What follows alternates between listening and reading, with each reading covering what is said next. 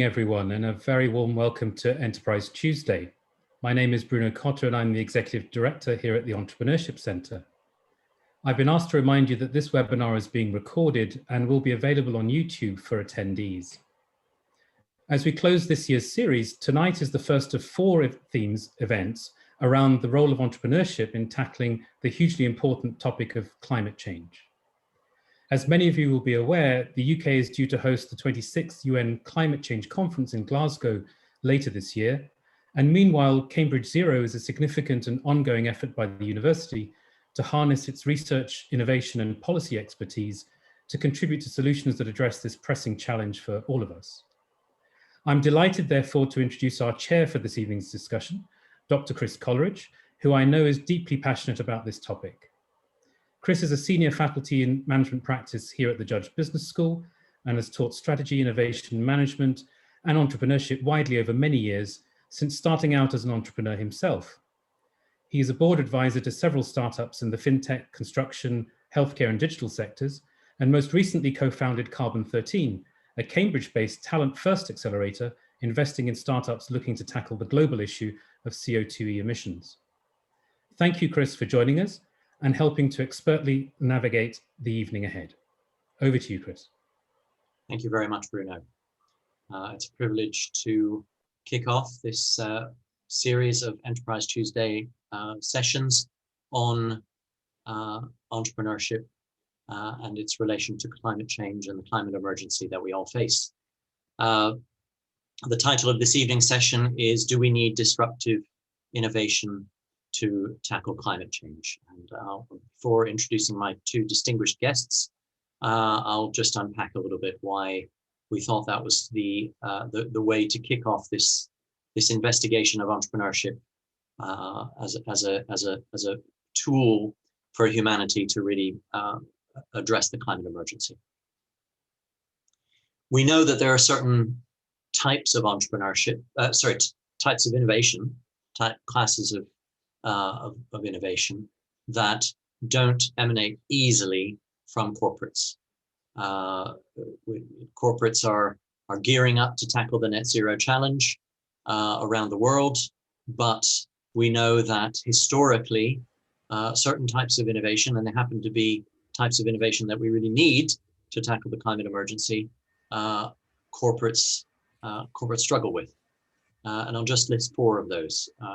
Business model innovation is something which corporates have been known to do, but which often they find very difficult, especially innovation which is disruptive in the sense that it attacks or cannibalizes their existing revenue streams or their existing pools of profit.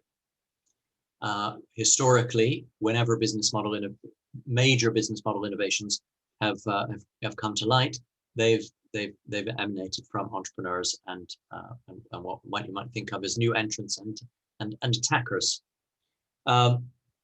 defending the profits that they are currently making is the sort of raison d'etre of many corporates, and so there's a sort of stickiness to their existing ways of doing business. A second type of innovation that corporates find difficult is innovation which is cross-disciplinary. In the same way that profit pools and revenue streams are sticky, mindsets and cultures and decision mindsets are sticky. And corporates tend to gravitate to the types of decisions and the types of approaches that made them great in the first place. They tend to sort of get stuck on those.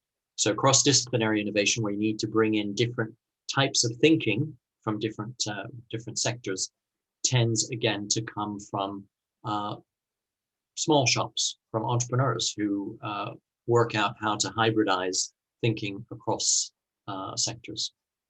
We also know that innovation that front runs regulation tends to come from entrepreneurs. That corporates are reluctant to invest seriously in innovating where the regulatory case is not yet clear. Whereas entrepreneurs are more likely to say, okay, there's a big opportunity somewhere over there, let's get going on it, and the regulatory picture will either move in our direction or become clearer over time. Finally, innovation that sort of primes and inspires behavior change. tends to be the province of entrepreneurs. It's not that corporates never change consumers or customers' behavior. It's just that they don't do it very often. And whereas entrepreneurs tend to be the ones who get in the cracks and figure out what new packages of value are going to be relevant to customers, what new sort of ways of inspiring them to behave differently are relevant. So all of these, business model innovation, cross-disciplinary innovation, regulatory front-running innovation, and behavior change innovation, are highly relevant to the climate change challenge. So with my distinguished guests, who I'll introduce in a moment, I'm looking forward to spending this evening with you, exploring some of the issues around this and looking at how this is emerging across different sectors. And after we've had some time with our guests, we will open up for Q&A. Just to be clear, if you have questions, please use the Q&A box, which you see along the bottom of your Zoom screen, to ask those questions. We use the chat just for comments. But if you have questions, please put them in the Q&A, and we will field them in due course. So it's my great pleasure to welcome to Cambridge Judge Business School and our very long-running lecture series, Enterprise Tuesday, Moshiel Biton, who's the CEO and co-founder of Addionics. Moshiel has a PhD in imaging and modeling of battery materials from Imperial College London, and he has experience developing new methods to image structures specific to battery materials and understanding degradation in both conventional and novel battery cells.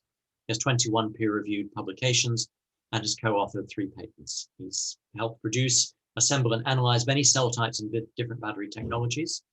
He's been an active board member of the Israeli Business Club in London for over 3 years. He's been a recipient of 10 different prestigious honors and awards. He's conducted fundamental research into the design, synthesis, and application of 3D metal structures that has paved the way for Addionics formation. He's been active in the battery field for almost 10 years, and prior to that was active in the semiconductor domain. So I'm delighted to have a guest who's going to be able to help us look at issues in energy, in mobility, and of course in compute around semiconductors. So welcome to Cambridge Judge Business School, Moshiel. Thank you very much. Thank you for this kind introduction. Looking forward. Thank you. And I'm also equally delighted to welcome Jogchum Brinksma, who's a private investor and the founder of FLOBAS Ventures.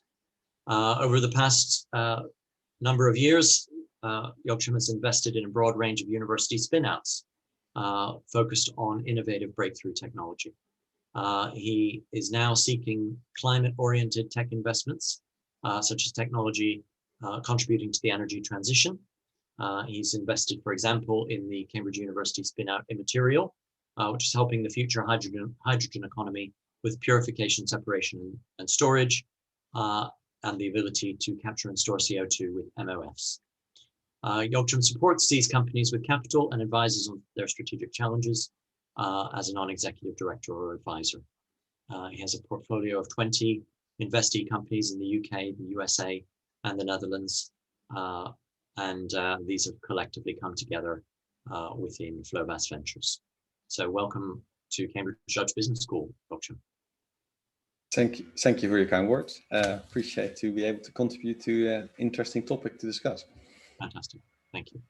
Moshiel, perhaps you could introduce yourself and tell a little bit of your story relating to innovation in this space. Sure. So first, thank you, Chris, for this kind introduction, and definitely looking forward for this discussion, an interesting topic. So I am Moshiel, the CEO of co-founder and the co-founder of Addionics. We started a company almost 4 years ago after completing like a PhD and postdoc at Imperial College London, as mentioned. And we've got inspired during my research in some phenomena, and I had an idea why not to start a company. So as a very good like a student or like a colleague, I went to my PhD supervisor and asked them, okay, guys, I got something here. why not to develop and to do something further? And every time that I came to them as a good student, they started like to laugh and to make fun of me. It's not going to work. It's going to break the thermodynamic rule, etc. It's against the physics. And as very passionate student, I really wanted to make a difference and an impact. And with this idea, they said, you know what? Yes, it's going to work. There is a good chance that it's going to work. So this gave me the appetite to start a company. I asked them like it was just a game. You know what? I'm going to fund a company, and you're going to work for that company. You're going to be my co-founder. They laughed again, and today they are working full time in the company. So that was the student revenge. And what we found, that there was a like overlooked solution in the battery domain. We went to all the biggest battery conferences and convention, and the most of the focus in the battery was on the battery chemistry. And we said, okay, there is an overlooked solution, the battery physics. What if we're going to change the architecture of the battery that, believe it or not, didn't change in the last 30 years since the invention of the lithium-ion battery? And in academia, it was well known, but not in the mainstream, that changing the structure will give and boost the performance. But no one solved the manufacturing to date. And our inspiration was with a novel manufacturing process to produce novel structure and architecture in a cost-effective way. Because in batteries, what is really important is to be able to make billions or millions of cells a day at competitive cost. This is what actually going to move this industry forward. And we ask ourselves, is the manufacturing process that's going to solve this problem? And then after doing lots of brain exercise and lots of discussion and debates, we said, okay, we have the manufacturing process, let's move forward. It wasn't easy at the beginning. It was super tough. It's still very challenging every time that you are fighting, to work with another customer, to have a proof of concept, to manage to scale up the technology. But in overall, we raised $8.5 million. Some of the funds are equity, some of them are non-dilutive grants from different governments. We are based in the UK and also in Israel. I moved back to Tel Aviv, where it's Israel is the startup nation.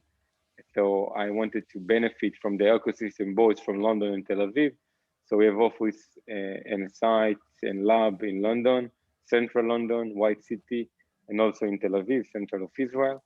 And we are conducting the research. And in such relatively short time, we already have market traction with working with multinational companies to prove that this change in architecture is going to bring a boost in the battery performance. Fantastic, fantastic. So, if I may just follow up on an aspect of your of the story that you've just shared. So, why, you talk about it being challenging to win these new partners over. Why do they choose to work with Addionics instead of a much larger entity, a more established player in the battery space? Yeah, I think it's always a tough, it's a fair question. It's always difficult to show why you are different and how you are different. And especially at the beginning, in the early days, how we can engage with the market. And for us, it was super important to get this feedback from the clients at early days, because I believe this is the only way to develop a product. You cannot just develop your product in the basement and without the feedback from the market. So how we can engage? So lots of, of course, efforts and some lots of rejections. And we didn't need too many yes or to have partnerships. So I really worked very hard, was flying all over the world to find the right partners. And it's about convincing. So it's kind of like a dance. You need to understand what are the needs of the client, how you are going to solve those problems, why they need to take the chance to work with you. And after you get like the first client, it's like a domino. After that, I think it's easier to get more clients because they are not the first one that are going to kind of, they don't want to be, sorry for using this word, the suckers that using your technology first. So other one already did it, so they can do that as well. Great, great, okay. Fascinating story, Moshiel. Jogchum, perhaps you could tell us a little bit about your story. Let's keep my story short, besides saying that it's much more interesting to talk about entrepreneurship. I spent 25 years in large corporates, both private and public corporations, seeing the inside. I had the pleasure of, the start of my career, work for a very entrepreneurial company called Cargill. And they gave a lot of freedom at a young age. And I think that really has formed my ideas around how businesses could better operate among small cells to stimulate creativity. And I think we will come back to that in a minute. What's the right environment for entrepreneurship? But so I spent 25 years looking at trading, risk management, but I was particularly working on managing large real asset portfolios like power generation parks, large power generation parks like gas-fired, coal-fired, wind, solar, and all the problems which come with those, with balancing those grid issues which come with it. But as well, developing new gas storages in salt caverns has been on the agenda there. And then I rolled into quite a unique late age in my career. I rolled into banking, where I been managing setting a global commodities group in London. And only recently, as the last 4 or 5 years, I started focusing on private investments. Basically, I was triggered, fascinated with the revolution we went through over the last 10 years. I mean, we have seen things which would take you normally a month or 1.5 years sometimes to find things. But really, when it came to computation analytics, which we used in risk management, which we used in data analytics, in the trading risk environment, what it really has happened. I mean, you would, around 2013, if people would apply for a job in a bank, there was a real change. They typically came to quantitative groups, and we would try to recruit with a bit of quantitative background, but every one of them was Python literate. It's around 2013-14. It was a complete digital event. And they would start challenging you why we're doing it this way, why we're still storing this information on an archaic system. And the bank has a lot of archaic systems, troubled by working together on them. And suddenly things, we were reluctant, and this answers a bit of question about the corporate environment for where is this the right environment for creativity for startups? But these guys were challenging us, and they're saying, hey, I have this great idea, can I do this? I can model this in, and we work on it. And it's not allowed. You have to go to the quant team, then you go to the tech team, they review your investment proposal, then we will see 6 months what we like about it, and then this guy throws his arms in the air and says, I can't work here. I says, what do you mean? He says, you need to allow me to put a server under my desk and I will build it and demonstrate it in 2 weeks. You're not allowed because the bank rules doesn't allow you to put a server under your desk. It's all city owned in this case. But long story short, we allowed them to do so. And suddenly we saw that we could link data sets with low orbit satellite data. We were able to process data in a fraction of, from what we used to take time off. So things would take us a month to analyze could suddenly be done overnight. And it really opened my eyes. If you can do this for this industry, what would it mean for medical research? What would it do to the insurance sector, which is another archaic industry? What would it do to, in this case, I stumbled over a company which was doing molecular engineering, and they had access to the large computer capacities of Cambridge. And they were able to use computational analytics to analyze loads of different data sets. And you earlier referred to MOFs, which stands for metallic organic frameworks, but not to go too deep into it. But basically, it's a metal ion, so you can think about the whole periodic table you can use for it, and organic ligands, so you can think about other molecules you can mix up. So there are 100,000 different types of MOFs. And these guys were able to bring it down, depending on the requirements which were asked for, bring it down to a couple of alternatives, which would be there to either absorb gases or separate gases or do something with it. And normally you would have gone to the lab and tested it, and 1.5 years later you would think, maybe it doesn't work, let's go back and start again. Now you could basically do this computationally and do it in a week. And then suddenly, then you go into the lab and you have much more feedback loops, and you can computerize that as well. You can robotize it at the end. And this has been fascinating me. So I have a portfolio of investments in spin-outs of MIT and Harvard, one from Stanford. I have 2 in Cambridge. Basically a range of different investments, which all benefit from this kind of technology. Agnostic for industry, but all of them have some kind of shape, the benefit of analyzing large data sets. And there's a second interest based on my past is particularly around what it's called the decarbonization stage. I think there's a lot of focus on carbon, but there's, of course, the GHG gases are much broader than that.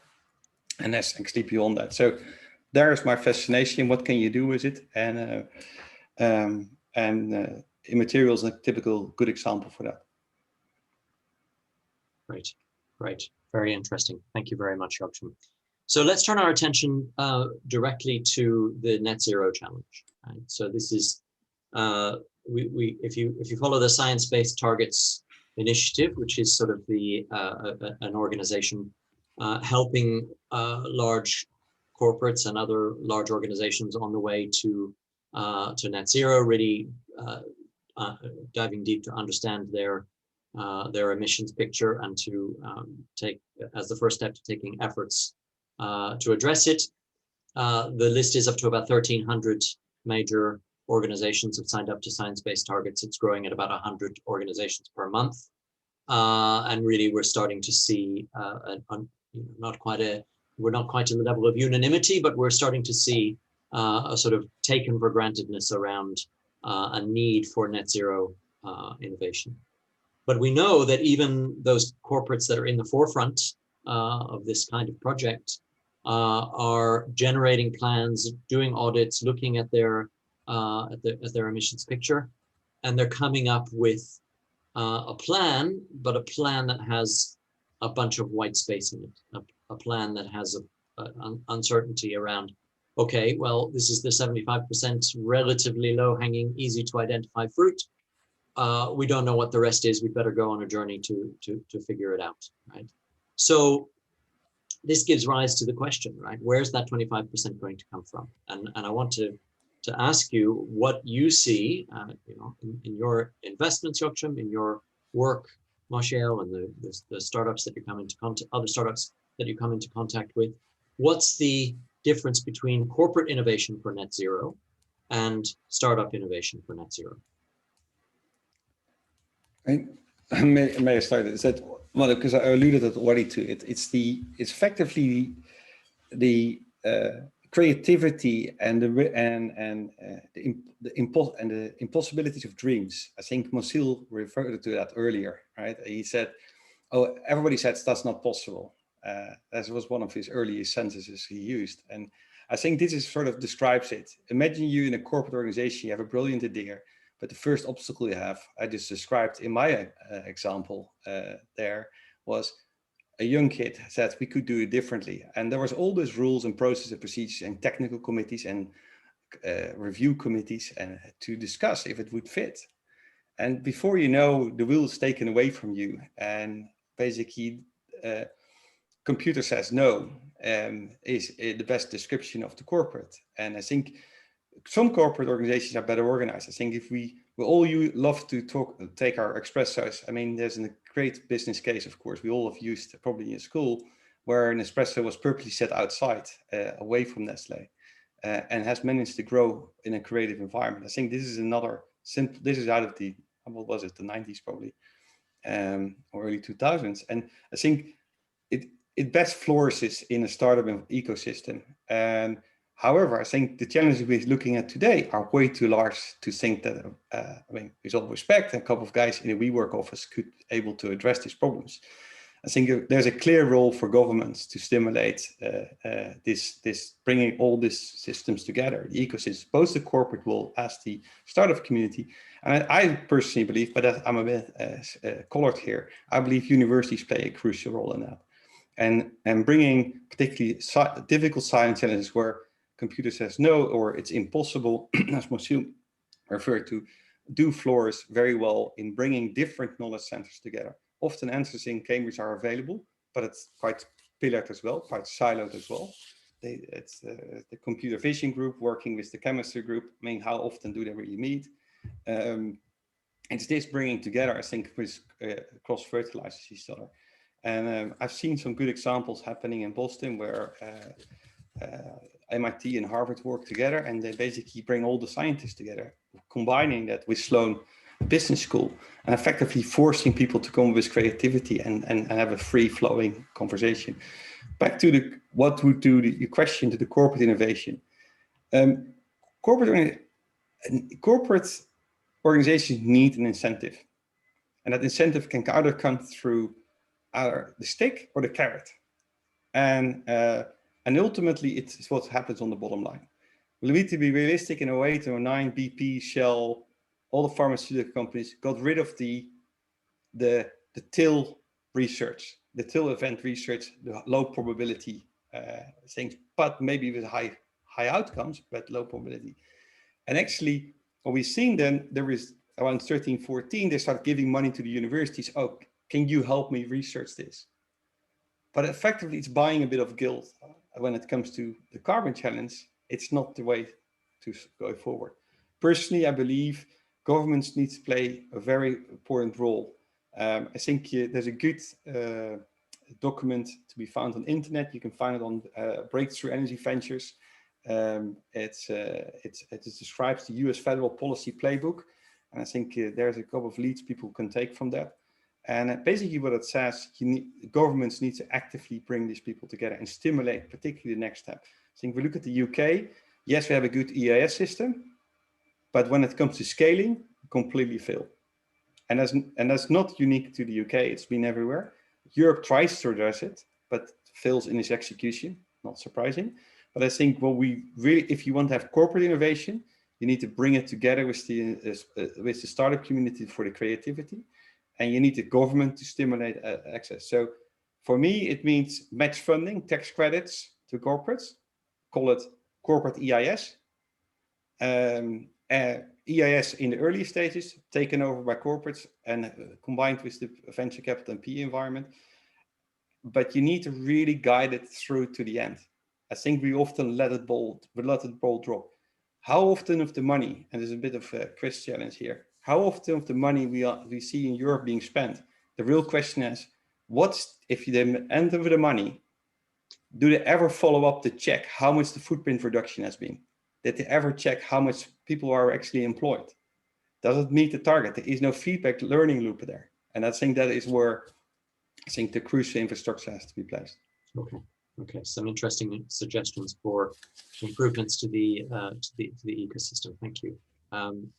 So Moshiel, what are your thoughts on the I will take the startup innovation side of things. The startup side, and I think that the only legitimacy for startup to exist is this difference between corporate to startups.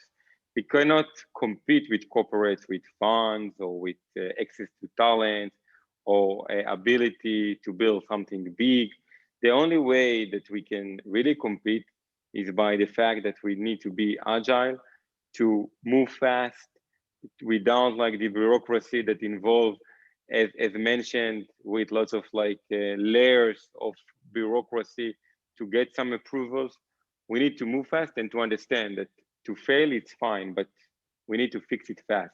So to break some walls and not to get no, it's just, a wall. We also get some no in order to break this wall and to make these changes. And I will try to be, I would say short, but the idea is to be flexible and fast. Okay. So can you give us some ideas of what types of innovation this flexibility can achieve? that that sort of the established players find difficult to bring forward? Yes, so there are, for instance, if you can cut some corners, and it's fine as a startup, you all need to find your shortcuts. So for instance, if a real environment in the industry or in corporate will take you a few months time, so you will say, okay, you are going to do the risk mitigation. I don't have like this full 8 months of development. I have only 2 months. So what I need to cut? And you need to do it like in a very smart way, of course, without doing like a major impact. It will impact, but you need to understand how you can choose your battles. What will be the trade-offs? You need to communicate and be transparent for that. Yes, we did it in 2 months' time because we didn't have enough resources, but we managed to prove one thing. Then we're going to focus on the other stuff, which will give us another advantage. And this is something that we always meeting those challenges and debates. We have like resources, how we're going to choose, how to allocate these resources, what is more important, prioritize. So this stuff, I think it's dilemmas that any startups like deal with. And you need to make the decision according to first the needs from the clients, from the customers, always to be, I would say, with the engagement, because at the end we're building a product for the market, and we don't want to get a feedback. So to understand the pains and how we are going to mitigate some challenges and problems that it will be difficult. So somebody else, in order to make them suitable or visible for them, it will take them much longer time. Okay. So we have there's a popular belief out there that this kind of very agile entrepreneurship that you're talking about is mostly for software, but you're telling us that for example, in your space, in batteries, there's a similar advantage to being this agile team. Yeah, so we are like, I would say, outcore other company. Of course, we have also software, but we can learn from the software industry as well. So yes, it's more complicated. The timeline to market is longer when we are developing hardware. But if you take some, I would say, some lessons from the software, that they've managed to make a progress by taking the same code and just other people build and another layer on top of this code and manage to improve them. It's something that we as a startup wanted to take from day one. We wanted to understand what is existing in the industry in terms of manufacturing process, in terms of chemistry, how we can add another layer and then make them to the next generation. So similar to software, make the next generation. And I think there are other lessons from other industries that important, like semiconductor industry. We know that there are huge fabs that build to produce silicon. If you ask me, there are better like semiconductor materials than silicon? Probably yes, but already the infrastructure is there. Also in batteries, the world invested like billions of dollars to build this infrastructure. So how we can utilize the existing production line and make another layer for the next generation of technology. Very good, very good. And Jogchum, what lessons do you see from other previous waves of innovation before this net zero wave that we're currently going? I mean, there's a zillion lessons. I mean, it is fascinating if you think semiconductors or you take software, but we all going through the Moore's law. I think is an interesting aspect, which always has to be brought up in this kind of topics. But I love as well to put forward in that same context the Gardner trough. And while people are hard aware of the Moore's law, effectively resulting in that even if the most optimistic scenarios of technology development in 2011, and I have an interesting example. I just found it today as well. I was reading it. It's like exactly 10 years ago, in the American Scientific American, it's published an article that said, if we really, really follow the Moore's law, we will have I will quickly come up the note, but effectively came down to, we will, if we really push it hard, we will go to 10 cents per kilowatt hour of solar panels cost. in 2021, in 2020, 10 years later. We actually had 3 cents or less than 3 cents. It's fascinating to see that even the most bullish scenario was beaten. I think there's some lessons to be learned for all industries. But now I want to go a bit back to another thing with the Gartner trough. We all basically eject creative ideas. The disappointment is there. It's this where scale up really is failing often. We see some good ideas, and then when it comes to the asset investment, the actual the pilot plant, startups stumble and tumble. Often because they either have to raise a lot of equity, and effectively the founders are being diluted to nothing, and therefore have no incentive anymore to further creative and actually jump over to another company. And it's much better certainly to sell out to large corporate and move from there. This is what we see in a lot of industries where they get swallowed up in the end by larger industries just for the idea creation. But if you really want to go from scale up industry, call it for simplicity reasons, UK ecosystem, a company value over 25, typically the angel investor community is no longer interested. And people might debate that, but I think call the bar a little bit higher. It doesn't really matter. But then there's a gap all the way to 100 and plus before the VC companies come in, and not even mentioning the PE companies. This is where the real structure is. But in that Gartner trough, right when you need to make some investments to prove your pilot plan, is precisely where the investment is the most sensitive. And I think this is where Europe, including the UK, is basically lagging first the US. There's much more willingness to really stick your neck out for the larger amounts and really get a pilot plant going. And this is why I believe the government has to play a key role in that, not through other EIS investments, but typically through British Business Bank, and have Innovate UK take as well investments opportunities both in hardware. And I think this is something where we can really learn from Germany, for example. Germany has very clear subsidy schemes to really get hardware on the ground. And so back to your question, yes, there's a lot of industries where we can take examples from, but often people like to refer to ARM. That was an asset-light model. We actually don't need an asset-light model because those assets that plant will be built in Europe, or they will be built in the US. Moshiel plant will not be in the UK. I mean, I don't want to stick my neck here out, but I bet you it will be somewhere else. And Europe will put some more money on it, some hydrogen, and it will be built in Germany, for example. I mean, it's this subsidy system which you need to bring together, bring the whole system. Thank you. Thank you. Moshiel, what do you see as different about this climate-focused innovation, the net zero innovation? What's going to change about what's not going to be recognizable from the sort of the last 30, 40 years of internet-based innovation?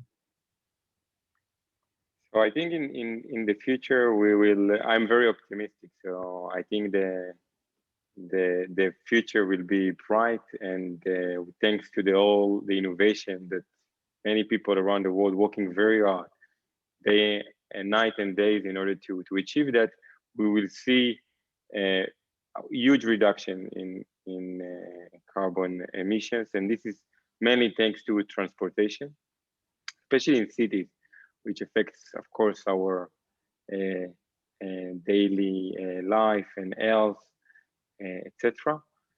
And the reason for that,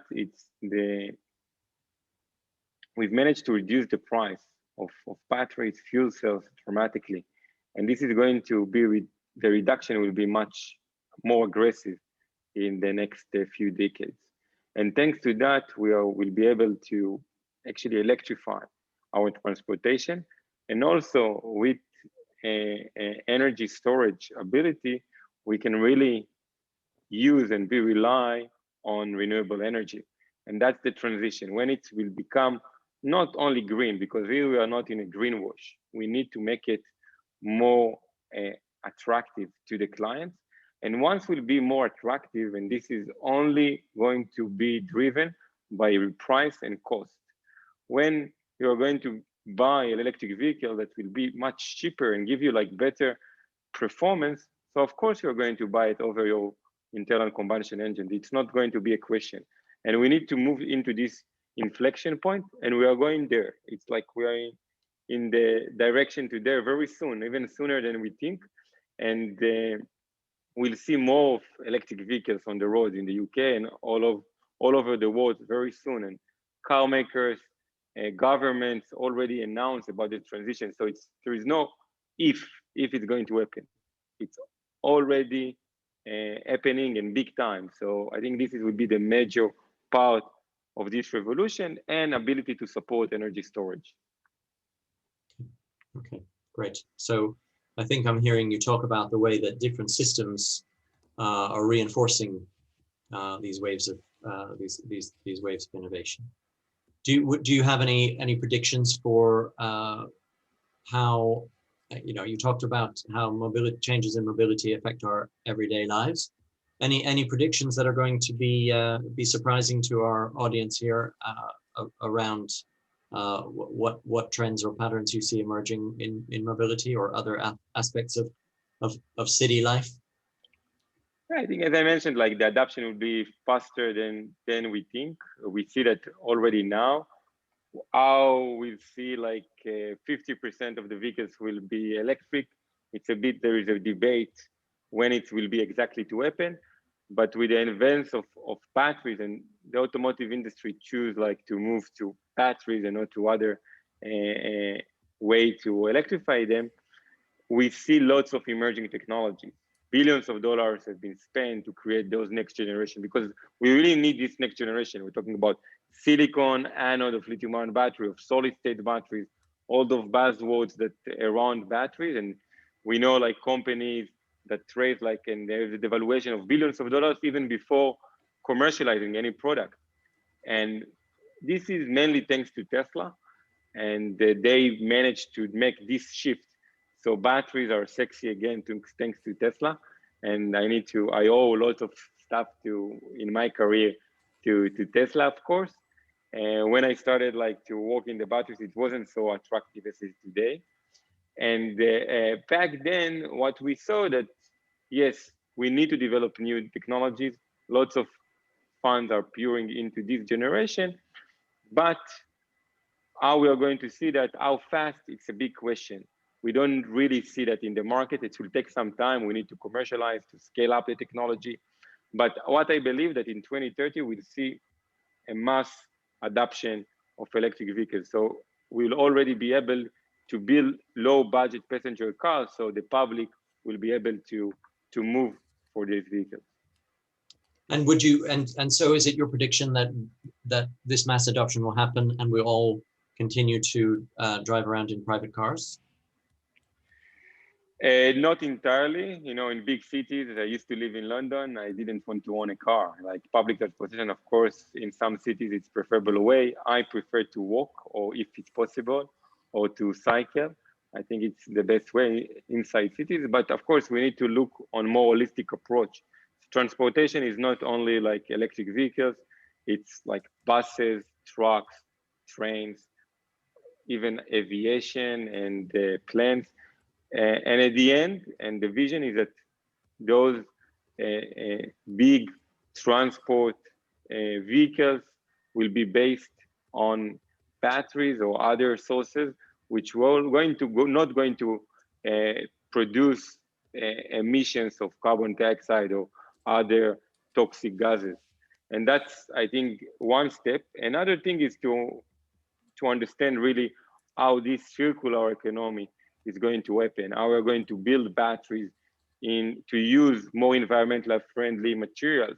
We know that there is like issues with cobalt in Congo, for instance, with child labor, or the other materials that really not going to help to this transformation. And in order to make this transition, we need to develop technologies that will be able to adapt novel chemistries to accelerate the adoption of environmentally friendly material, and to make them in a cost-effective and environmentally friendly production process. Good stuff. Good stuff. Thank you. Jogchum, you're on the primarily investing in the energy side of things. What do you see as disruptive coming up in the energy space? No, I mean, pick it up from where Moshiel left it. I mean, I think the automotive industry is very attractive and very interesting. I mean, and I mean, I expected him to say fuel cells #1 and then batteries, forget it. So some of the thing to come back to. Second thing to come back to is the ESG aspect of batteries, because batteries is such a generic term and everybody throw it on it, and it's not properly. People don't think about it. You can use much better technologies, for example, which don't need volume. It's energy density per volume or per weight. Those distinctions are not made by the general public. And so therefore, and then you have the ESG aspects is immediately, so then you can use maybe redox flow batteries, which you don't need all the toxic advanced materials. You can just use iron or even go organic, which is another technology which is on the shelf at the moment and probably accelerating in the coming 10 years. So you're not using all those toxic processes, which Tesla, I mean, as a, you probably use that word 3 times because in the background says Tesla, your neighbor is probably listening now, but effectively Tesla is using a toxic battery. It's not, the general public is focused on exhaust emissions instead of looking at ESG, and there's an S and there's a G. And the social consciousness is really under attention by the general public. To the governments and control in the sense of how of the supply chain is under attention. I think that will accelerate the coming 5 years, and it will definitely come back. But back to what your question was on the automotive sector, it's a fascinating thing because it's much more than a car. I mean, if you want to talk about what is going to be in the future, it's your localized smart grid. It is an infrastructure which releases power when it needs to, and it's your microgrid solution in your local neighborhood. And I think ultimately that's where we're going to. You already see it at Tesla. There you go again. That's £50 from me now, which you're getting. Is they are handing out these free battery stations if you buy a car. If you in local areas where there's not enough coverage, they do that as they build a grid and as much as they're offering services. That's just general grid, but not microgrid. So I think automotive is indeed a fantastic thing which comes around the corner. But I think real breakthrough, it's much more around energy storage, improvements about using different materials, more organic materials or much more less toxic. As I referred to Tesla, yes, it ships at first. Although they reduced it on a battery day, from 4 times going up and down, I think it's now 2 times up and down to China before it gets into battery, but still it's a problem. And I think this is, I think where fuel cells will play a role. I think the debate, I love to hear Moshiel as well about this thing. People don't, it's batteries versus fuel cells. People forget actually a fuel cell needs a battery. And I think this lack of knowledge is all over the place. And a battery is not a battery when you're talking about the energy grid requirements for 8-hour storage or 4-hour storage. There are much cheaper solutions everywhere. And I think this is fascinating me, how you map that kind of route and which are the much more economical solutions for a problem or a challenge. So you just don't throw a Tesla battery at a 8-hour grid problem outage problem. Or actually, because the decay of a Tesla battery is well known. I mean, you can't run it short to 0. And it's you flip around 80 and every time it's worse. So there are different technologies which are much better, and to that sense. So it's fascinating to see where we're going, but ultimately we will have to address the greenwashing, and the greenwashing is prevalent everywhere. And it's and I think it comes down to, for the real breakthrough is a proper administrative system. I'm a big fan of super governmental organizations to really manage that kind of infrastructure, blockchain, if you want to matter. It doesn't have to be distributed, but I believe a system where you can transfer from one to the other in a really closed system, I think is absolutely a must. I mean, the UNFCCC, which is based in Bonn, did a good effort in the early 2000s. It was around clean development mechanisms. So this was about carbon credits you could swap around. Only we didn't have the supervision powers, policing powers. And now with satellite data, we are. I mean, look about people complaining about methane leakage. It instantly can be spotted with satellites. That's why Biton referred to infrastructure, everything satellites. People are like, what is satellites to do? It's about supervision and policing.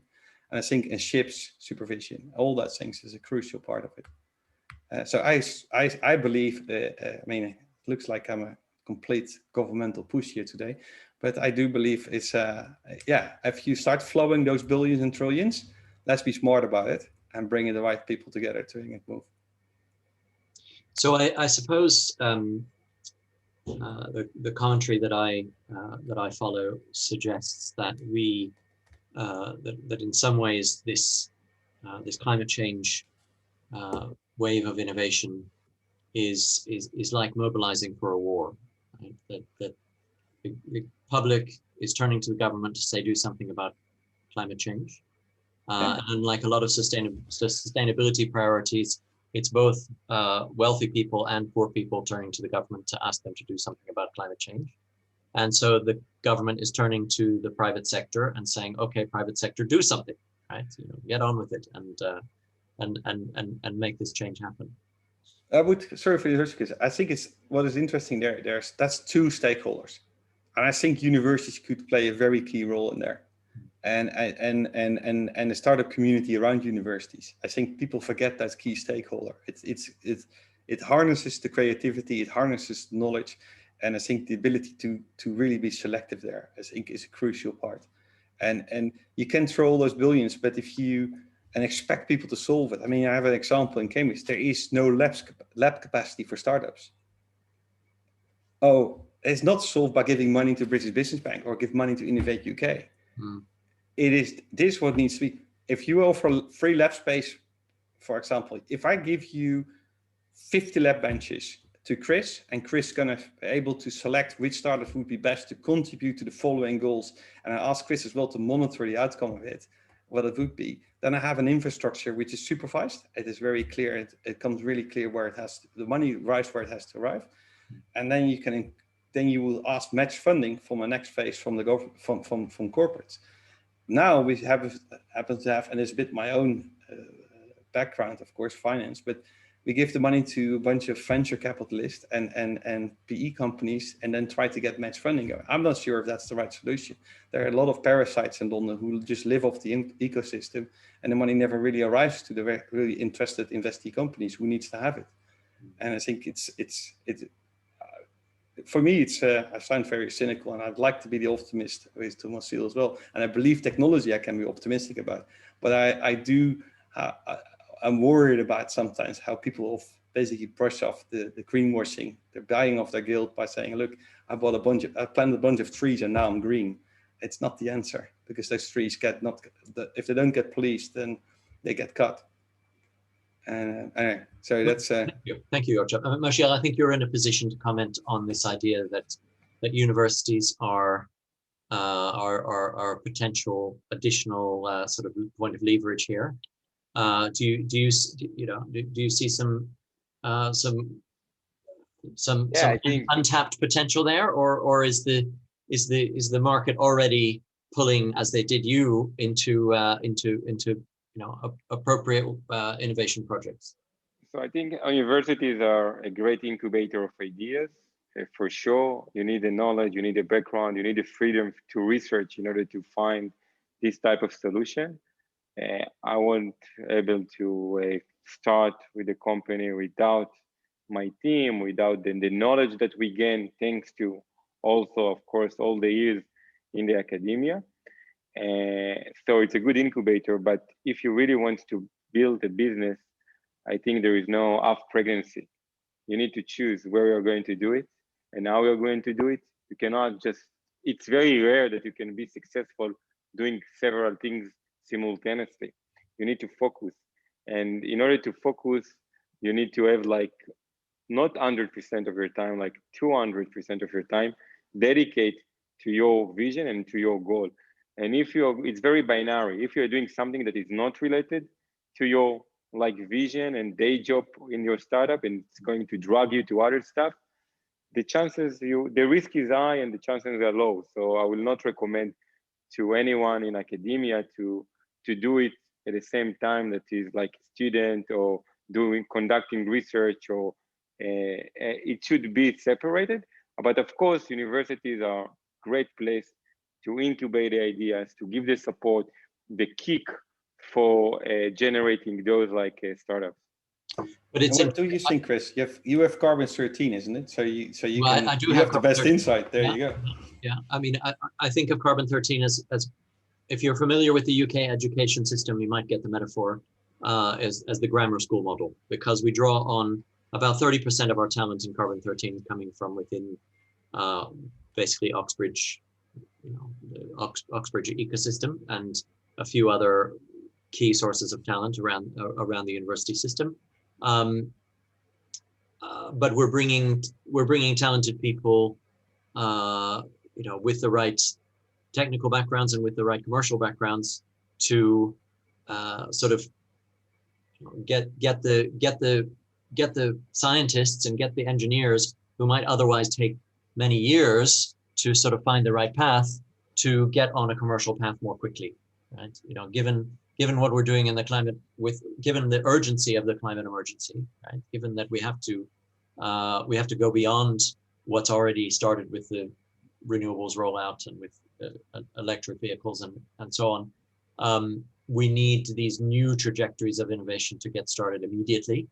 And maybe that requires, and this is to your point, Jogchum, maybe this requires universities to rethink their role and push it a little bit further past the incubator stage, right?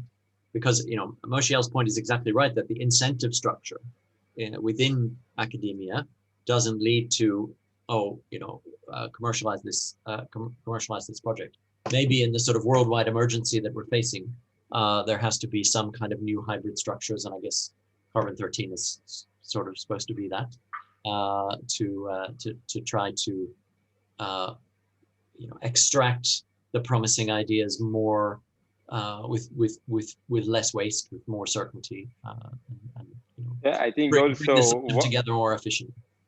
Yeah, one thing that we see the change, like traditionally in academia, also lots of toxicity, I would say, and poison and ego between like academics and the members in the universities led to prevent this innovation and idea, and lots of also ownership of the university.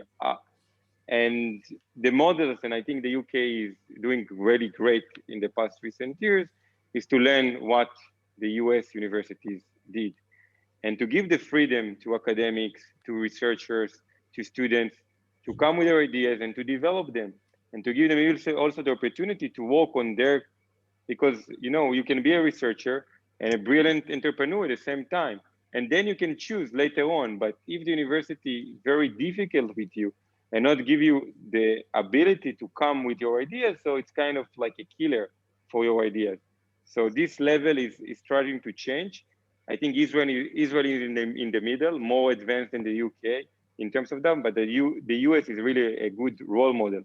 And if UK university will take this path, and in the several years, they are doing really well, but this is the way to move and to build really good entrepreneurs from academia to the outside world.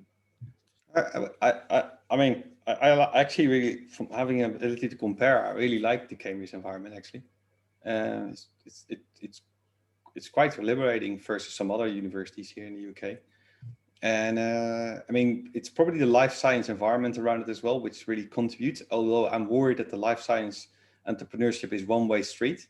What I like in the US is that actually people go into life science industry and come back. There's a nice thing about the whole Boston environment. People take a couple of years as a researcher, you go a couple of years work for AstraZeneca, and then you go back into entrepreneurship or back into university.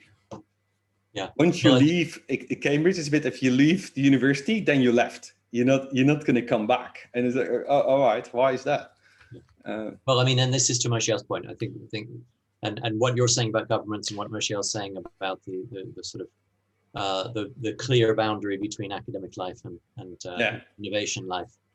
Maybe some of these boundaries have to be relooked at in order, as part of this overarching challenge for addressing the climate emergency. Okay, well, although they are badly, I think the answer is maybe I already think about people say, yeah, but I'm badly paid at the university than going to AstraZeneca. I mean, it's true, of course, that they are. It's difficult as an entrepreneur. It's difficult as a researcher. You get better paid.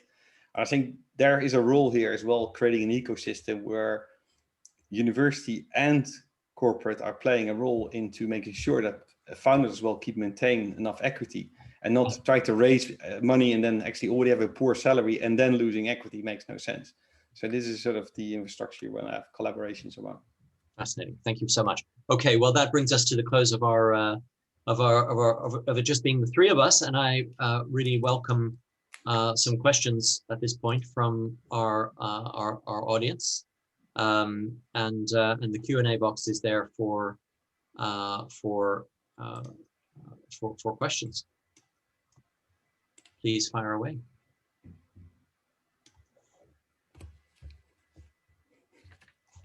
Always surprising. It's always the challenge. What we get. Well, when you become a lecturer, one of the things that they teach you is to be very quiet, and if you don't say anything, then eventually someone will raise their hand. So I'll be very quiet for a moment and see if it works in this context. Okay, we have someone who's raised their hand. I think you can type your question in the Q&A. In the Q&A box. Oh, it seems that I'm the one who's raised my hand. I didn't mean to do that. No.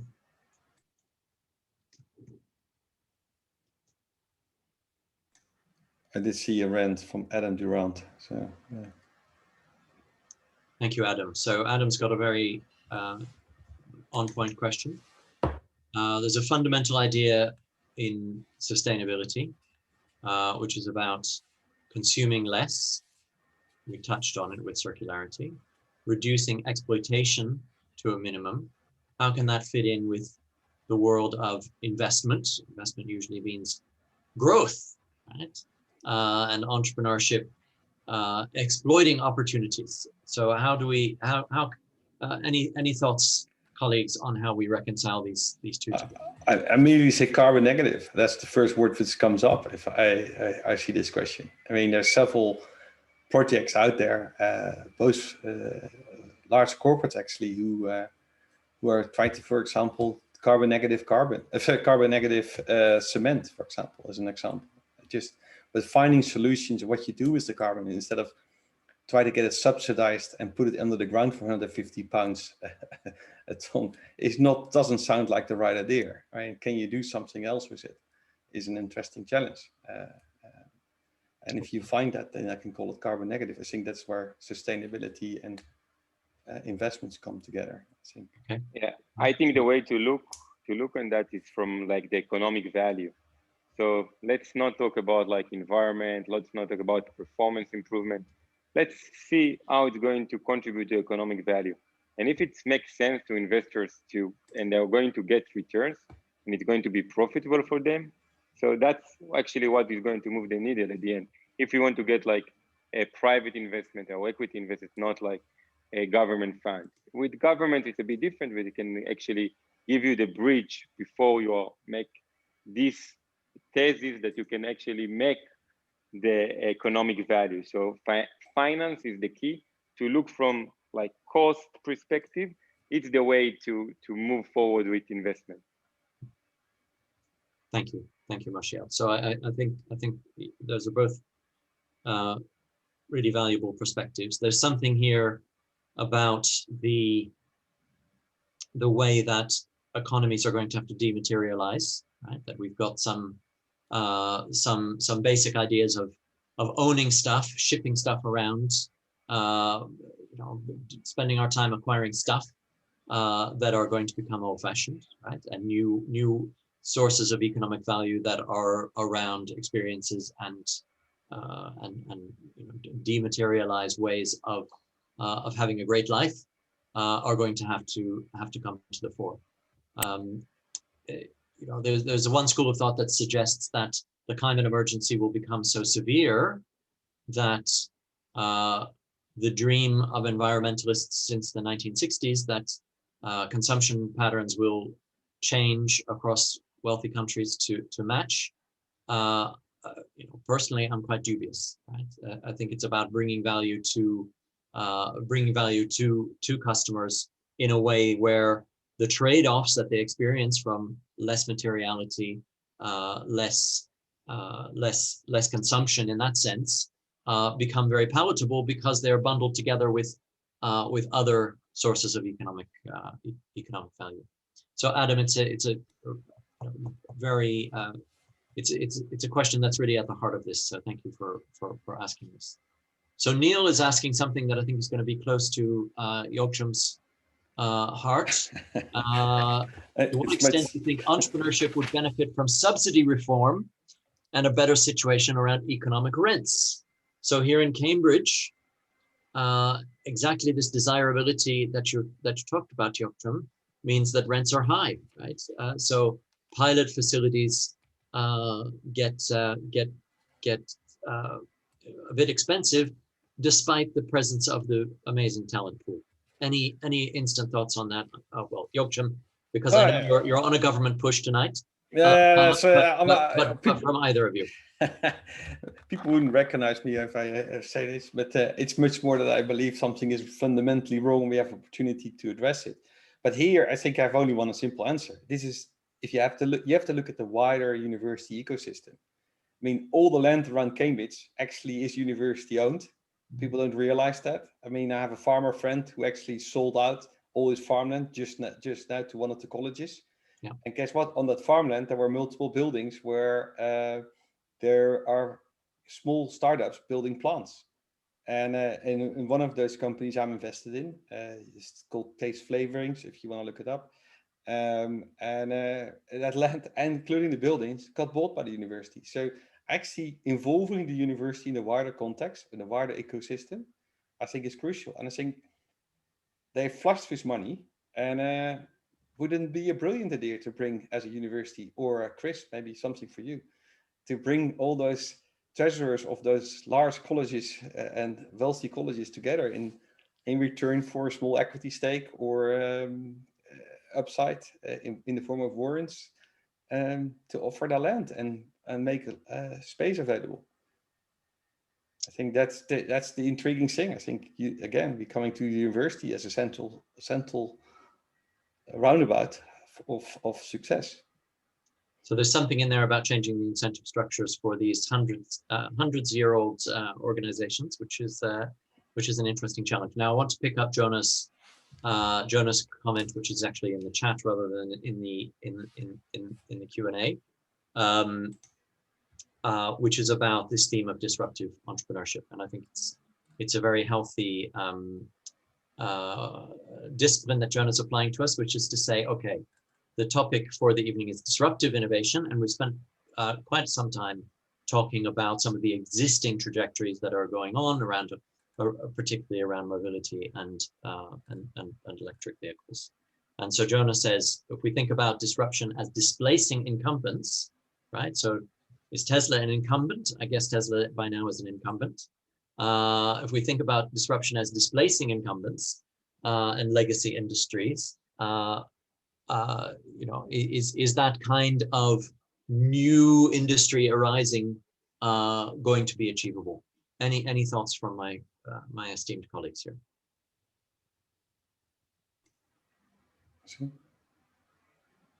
Okay. I can answer. I mean, yeah. Thanks for bringing it back to disruptive. It's a bit of entrepreneurship. I mean, I think what I earlier referred to, a lot of the corporate organizations are incapable of really offering the creative environment to be disruptive, and because there's not nature to their how they're organized. So yes, we need disruptive entrepreneurship to really challenge incumbents, and I think there's multiple examples where it's been demonstrated that all the breakthroughs. I mean, let's take Moderna as a good example in Boston. It was a university spin-out. QuantumScape, we earlier referred to, the battery guys who are worth billions now without ever having produced a product for the coming 10 years. They come out of Stanford, out of a Stanford group, which actually I happen to be involved in a company called Cuberg, I came out of the same group, and Cuberg is now just being bought by Northvolt. All this creativity came out of universities, and funny enough, on this Stanford group, they were addressing issues which were considered as impossible. So I do believe entrepreneurship and disruptive, as you can call it, towards the existing infrastructure, it doesn't come from corporate. It has to be stimulated. I mean, just look at all the other car industry companies. They never really wanted to pursue this because they were considered as mad in Japan, which when they're looking at the fuel cells and the hydrogen. Nowadays, we're all running for it. California is filled with fuel cells, hydrogen fuel stations. Europe is filled with car batteries. So yes, I think it would never have been there. I mean, I don't think VW would have made such a large investment as they're doing today in Northvolt if they didn't have the diesel incident, Dieselgate, with the speed they did, because they knew they would be going to zero effectively over time. I think Tesla is disruptive as well, by the way, but I do think they're still innovative. You think they're still innovative? Yeah, on many areas, yes. Okay. I wonder if, Moshiel, perhaps you have a comment on this disruptive innovation. Yeah, so I fully agree. I think it has been said. There is no one disruptive innovation that is going to win this race or this effort to meet the needs of the environment. So it will be really a combination of many technologies that we'll need to find together in a holistic way how we can fit all of them, all the pieces in this puzzle in order to create a real sustainable, I would say, environment. So no one technology, and we need to have also the passion and the vision to wait. It's not a magic, especially we are talking about this complex and breakthroughs in innovation. It takes time. It's not a magic. It's not in one day. It's not like software that we've mentioned that we can in few days can bring like the next generation of software. So passion and also ability to wait and to look forward, to have this vision and to be aligned with that. So alignment is super important. And technologies, we've mentioned solid-state batteries. Really believe that solid-state batteries, there is a great potential, still not in the commercialization.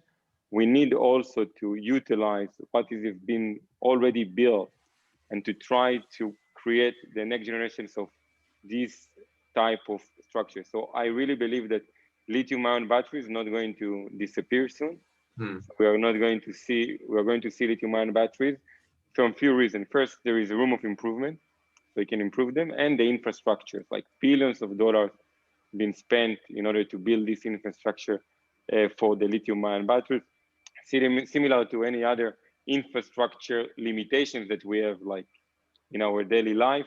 We need to utilize it, and with those restrictions, really to make the changes.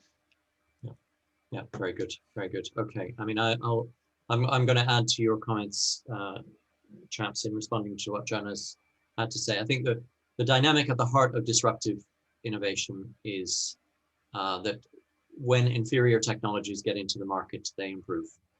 Right? That's the core. And we heard about this idea that nobody predicted the most bullish case for the price of renewables has now been exceeded.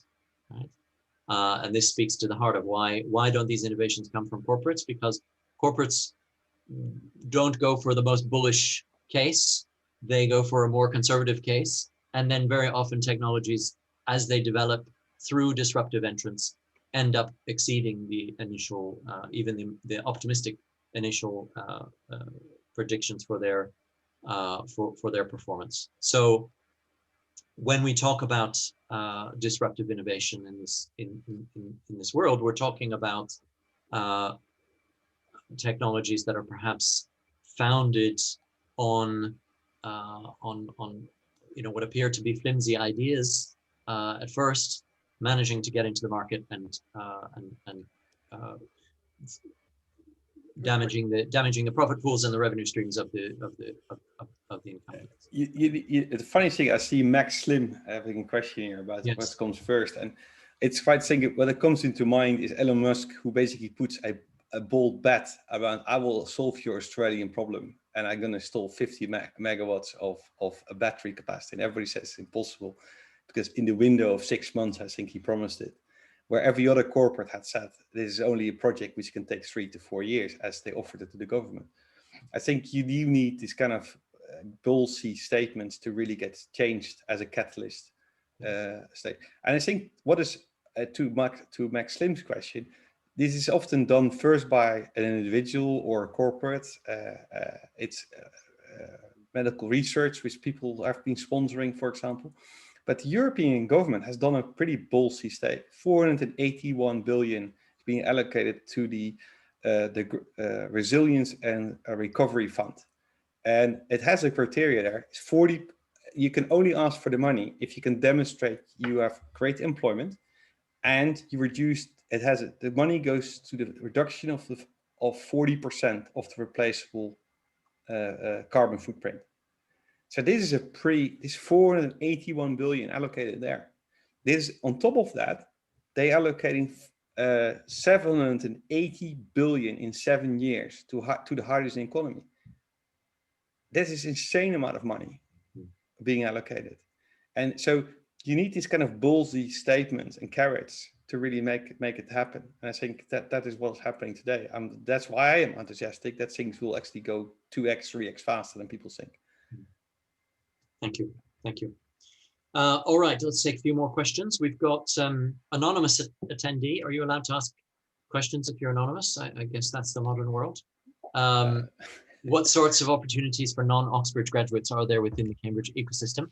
Well, there's Carbon-13, but this isn't supposed to be an advert for Carbon-13, so I'll pass it quickly. What's your assistant to type the go and have a look, if you like.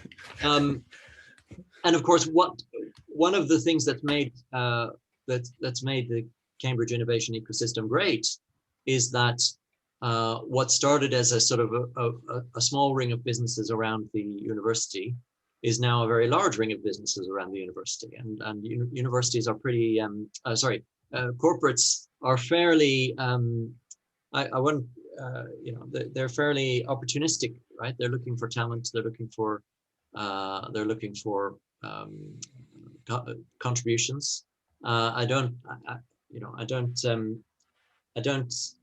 argue against the benefits of a Cambridge or Oxford pedigree in getting a job, of course, but there are ways to find startups that are looking for talent, not Oxbridge talent. I can certainly vouch for that. Thank you very much for the question, though. Sayara, what is the current ratio between government investment in startups tackling climate change and sustainable energy and private investment? Well, I'll confess to not having that stat to hand, but I don't know if my colleagues will have a stab at it. Go ahead, Moshiel. I can tell you from my experience, usually if you can take funds from the private market, so go to the private market. But if you need this bridge, so the government funding is a great way to move forward. How exactly it's going to divide it? What I think that the role of government, and has been discussed, they can really fund non-bankable, I would say, called startups, which is the risk is so high, but the potential is so big. And some VCs or venture capital or private investors see that as very difficult for them to invest.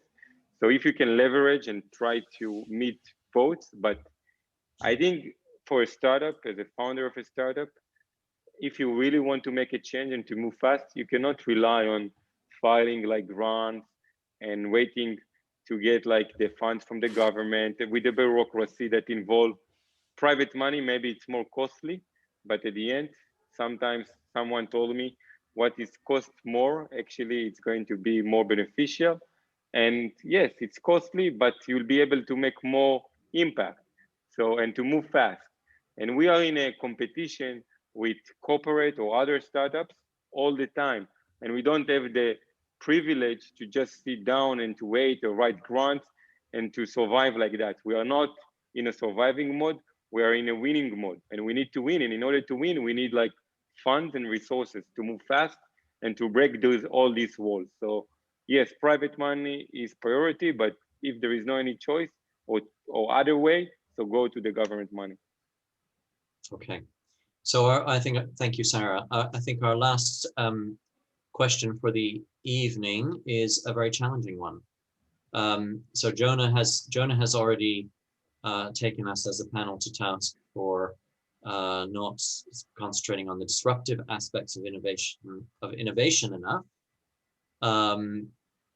And now Jay is asking us to consider the question of disrupting capitalism itself through regenerative capitalism, where every aspect of production is treated more symbiotically. So if we think of a symbiosis, somehow we've got a lovely balance of dependence and interdependence and what H.G. Wells called a sort of a necessary antagonism.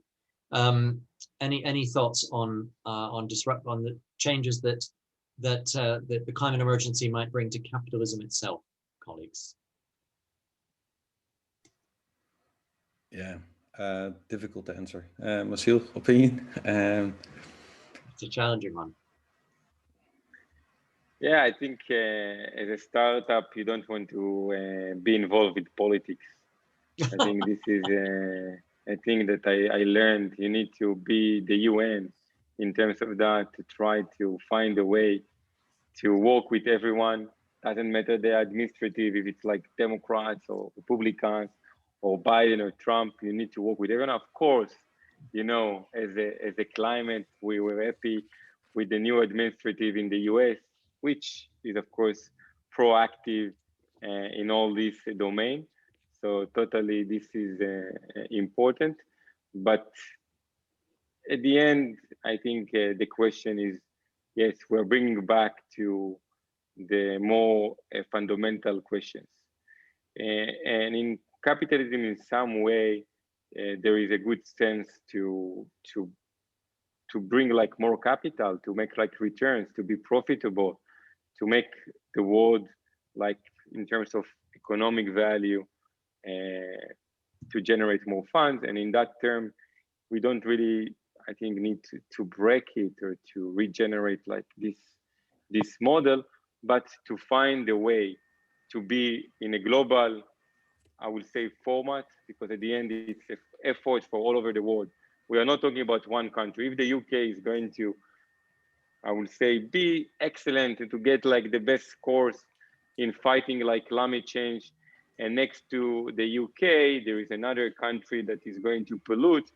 And we know we are going to, similar to COVID, we cannot stop it. So pollution and global changes are going to affect our whole planet.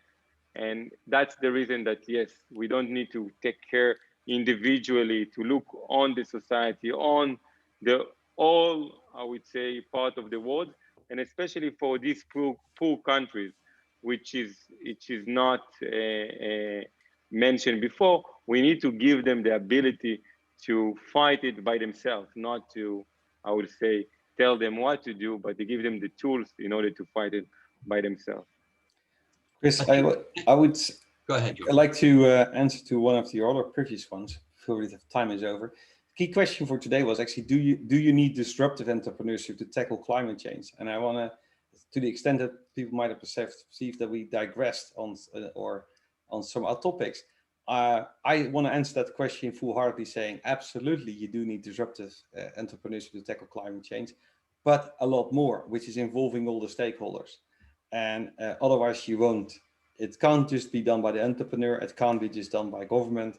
It's bringing all the environment together and creating this kind of cross-fertilization ecosystem environment, or you want to call it roundabout, is, I think, and put some more salt in the pathway towards a zero carbon, like Jay is addressing. It's something which is few people really put salts in, sufficient salt into it. What does it really mean to get to zero carbon? How do you get there? A lot of people want to go from one leap to the other. It doesn't work that way, right? Can you define a pathway through decarbonization in the first place to 50%, 75%? How does it really work? Like, I'm an investor in shipping, one of the most polluting environments out there. bunkering was the garbage truck of the refining sector. They were used the absolute lowest part of the barrel they were consumed. You need to see a pathway how they would use LNG, liquefied natural gas, which is basically has no NOx, no sulfur, no PMIs, and a 30% reduction in the GHG gases. That's the first step for the first 10 years. We're giving corporates too often an easy way out by saying, oh, the solution is not there yet to a zero solution. I think governance needs to lead and give the example in collaboration with the corporate organizations to show the pathway towards zero carbon. And I think this is, so yes, the answer is disruptive entrepreneurship is crucial to that, but it's not enough. And I think particularly what I keep on going and repeating myself, I think this is where people should listen to each other much more and see what the university could play a role there. Because I think too many people are making it too easy. Yes, let's go to zero carbon. Fine, but that can't be done in one day. Okay, let's work together then how you get there. And how do you supervise and police it? And how you use the data that you can collect along the way to improve it. Thank you so much. I think Christiana Figueras put it very well in suggesting that, yes, certain aspects of our social system and our economic system are going to change as a result of what we're doing, but the changes are going to come, she suggested, as a result of solving the climate crisis, rather than as a precondition of solving the climate crisis. So we're all aware of new models of, let's say, ecosystem capitalism beginning to develop. We've talked about reinforcing systems tonight. There's something that we can't quite see yet, but we'll get there by solving the problem, which is what human beings do, rather than by reforming politics and then from a new political system finding our way through. Anyway, it's been a privilege to share the platform here at Cambridge Dutch Business School with my colleagues, and I'm very grateful for their time and contribution, and I'm also very grateful for